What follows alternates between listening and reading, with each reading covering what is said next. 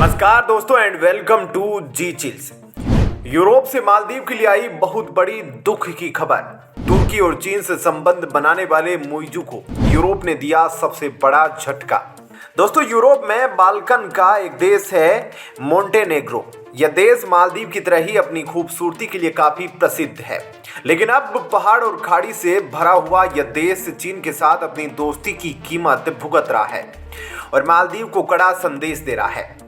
चीन ने इस देश को भारी मात्रा में कर्ज दिया, वो भी उन प्रोजेक्ट्स के लिए जो बिल्कुल भी काम के लायक नहीं थे। आज इस देश की हालत देखकर मालदीव का राष्ट्रपति मुइज़ू सहम जाएगा। आज जैसे चीन के साथ दोस्ती करके मुइज़ू को लग रहा है कि वह मालामाल हो गया, ठीक उसी प्रकार मोंटेनेग्रो की सरकार को भी चीन के साथ दोस्ती से पैसा नजर आया। अब हालात इतने बुरे हैं कि यह देश दुनिया भर में कटोरा लेकर घूमने की स्थिति में आ गया है।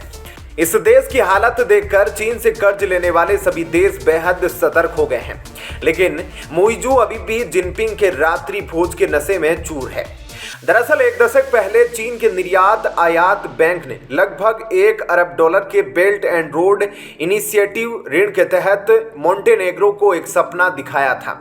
चीन ने इस देश से कहा कि आओ तुम्हें एक सड़क बनाकर देते हैं।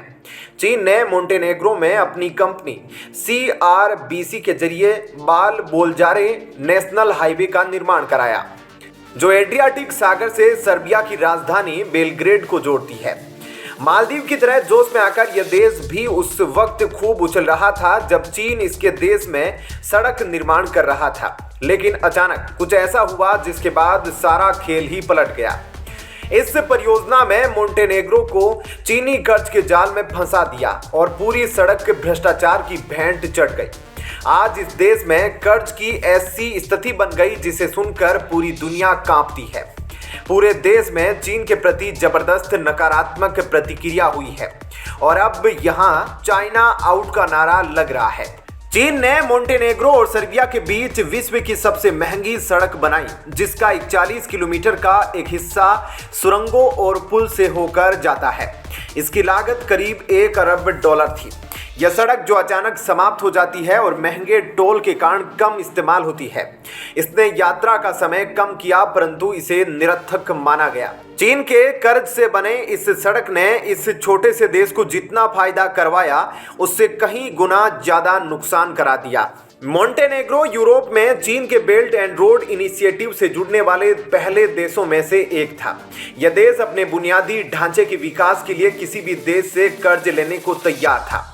अब चीनी ऋण ने देश को कर्ज से दबा दिया है। मोंटेनेग्रो अब लगभग आर्थिक पतन के कगार पर पहुंच गया है।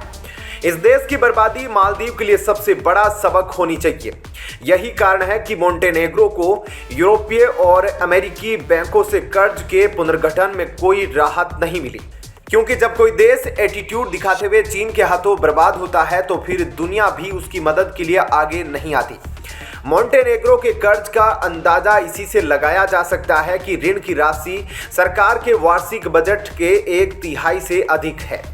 2023 अमेरिकी विदेश विभाग की रिपोर्ट के अनुसार मोंटेनेग्रो का सार्वजनिक ऋण से GDP अनुपात इस क्षेत्र में सबसे अधिक है। तो दोस्तों, आप सभी ने यह तो जरूर सुना होगा कि कैसे चीन ने एशिया में पाकिस्तान और श्रीलंका जैसे देशों को तबाह किया है, लेकिन उसने यूरोप, अफ्रीका और दक्षिणी अमेरिका के भी देशों को शिकार बना लिया है। चीन के BRI में बर्बाद हुए देशों के बारे में कभी और विस्तार से चर्चा करेंगे। दोस्तों, आप अगली वीडियो किस टॉपिक पर देखना चाहते हैं, नीचे कमेंट में बताइएगा। वीडियो में अंत तक हमारा साथ देने के लिए धन्यवाद। नमस्कार।